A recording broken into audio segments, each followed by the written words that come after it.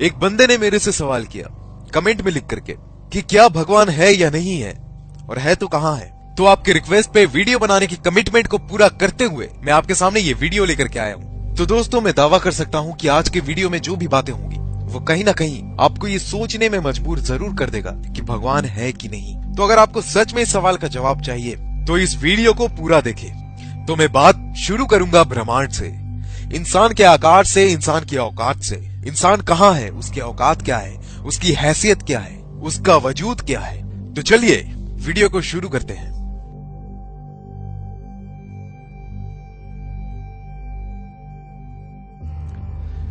तो बात शुरू करते हैं हमारे धरती के चांद से। मुझे बताने की जरूरत नहीं है, लेकिन आप जिस तस्वीर को अपने स्क्रीन के ऊपर देख रहे हैं वो है हमारा चांद, यानी कि हमारा मून, जो कि हमारी धरती से 4 गुना छोटा है।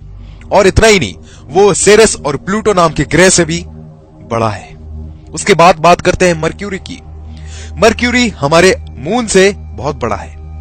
उसके बाद बात करते हैं ग्रैनीमेट की, जो कि एक और ग्रह है, वो मरकरी से बड़ा है। उसके बाद बात करते हैं मार्स की, यानी कि मंगल की, जो कि ग्रैनीमेट से भी बड़ा है। फिर बात करते हैं वेनस की, जो कि मार्स से बहुत ज्यादा बड़ा है। और फिर बात करते हैं हमारी पृथ्वी, हमारी धरती की, जो कि वेनस से बड़ा है। इसके बाद हम बात करते हैं तो कैप्लर, ये एक ग्रह है जो कि हमारी पृथ्वी से कई गुना ज्यादा बड़ा है। इसके बाद बात करते हैं नेपच्यून की, जो कि कैप्लर से भी बड़ा है। फिर बात करते हैं यूरेनस का, जो कि नेपच्यून से बड़ा है। उसके बाद सैटर्न, जो कि यूरेनस से भी बड़ा है। और फिर बात करते हैं एक और सितारे की, जो कि हमारे सैटर्न से भी बड़ा है। फिर बात करते हैं जुपिटर की, जो कि उस सितारे से भी बड़ा है। फिर बात करते हैं एक और ग्रह की, जिसका नाम है HD 100546, जो कि बाकी ग्रह से बड़ा है। और फिर हमारा सूरज, जो कि इन सारे ग्रहों से सबसे बड़ा है। फिर बात करते हैं साइरस की, जो कि हमारे सूरज से भी बड़ा है।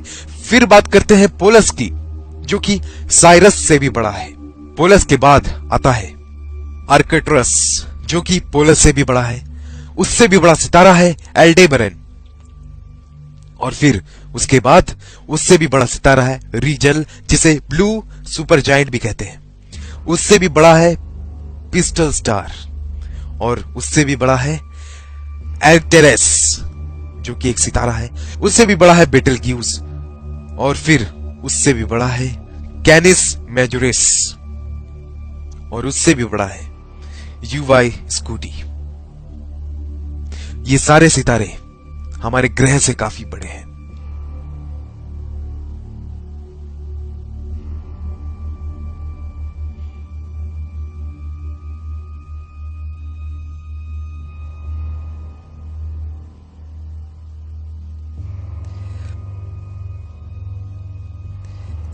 अब इस दायरे को हम लोग बढ़ाते बढ़ाते ब्रह्मांड के आकार तक जा रहे हैं। क्या है ब्रह्मांड? कितना बड़ा है ब्रह्मांड? जरा देखिए आप इसे, तो शायद आपको हकीकत का पता चलेगा कि हम लोग क्या है, इंसान क्या है।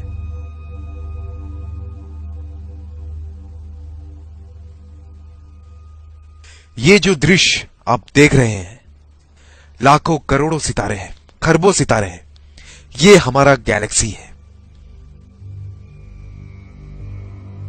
यहां पर लाखों करोड़ों सितारे एक साथ इकट्ठा है, और ये खरबों सितारे मिलकर के बनाते हैं एक गैलेक्सी, जो कि है हमारा आकाशगंगा, हमारा मिल्की वे गैलेक्सी। ये है हमारा आकाशगंगा, जिसका सीमा अपार है, जो कि बहुत बड़ा है, जिसमें लाखों करोड़ों अरबों सितारे हैं। ये है हमारा मिल्की वे गैलेक्सी। जरा सोचो, इसकी आकार के बारे में सोचो। मिल्की वे गैलेक्सी के अलग अपोजिट में एक और गैलेक्सी है, और ना जाने उन जैसे कितने गैलेक्सीज, आकाशगंगा हमारे चारों ओर है। ना जाने कितने, उस करोड़ों की संख्या में है।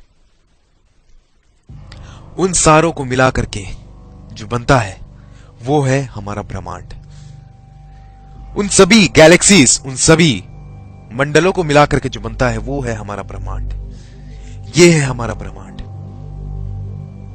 जिसमें लाखों करोड़ों अरबों गैलेक्सीज हैं। ये है हमारा ब्रह्मांड।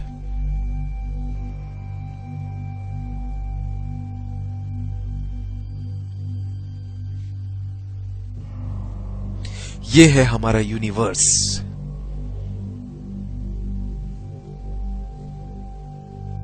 और इतना ही नहीं, आप इस वक्त जो अपने स्क्रीन में देख रहे हो, ये है हमारा यूनिवर्स, एक बॉल। और इतना ही नहीं, ना जाने अपने यूनिवर्स की तरह ना जाने और कितने हजारों लाखों करोड़ों की संख्या में यूनिवर्स है जो कि आपस में एक साथ है। और ये करोड़ों की संख्या में यूनिवर्स मिलके बनाते हैं मल्टीवर्स। और क्या पता इन सारे मल्टीवर्स के ऊपर भी एक सुपरवर्स हो जिसमें हजारों मल्टीवर्स हो, करोड़ों मल्टीवर्स हो।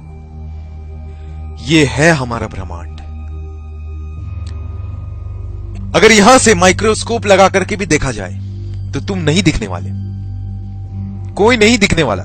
इन सारी बातों के अलावा अगर मैं बात करूं तो क्या कभी सोचा है कि ये कैसे आया होगा, कहां से आया होगा?